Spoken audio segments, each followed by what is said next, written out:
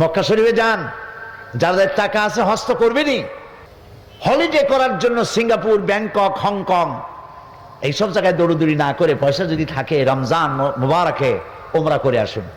আল্লাহর নবী বলেছেন, রমজান মুবারকে যে ব্যক্তি উমরা করলো সেজন্য আমার সাথেই হজ আদায় করলো।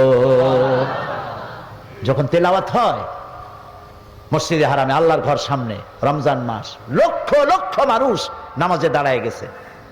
যখন ইমাম তেলাওয়াত করেন আর শেখ আব্দুর রহমান আর সুদাইস, সৌদ আর সুরাইব, আব্দুর রহমান আল হুজাইফি যখন তেলাওয়াত করেন মনে হয় যেন আকাশ থেকে কোরআন নাজিল হচ্ছে।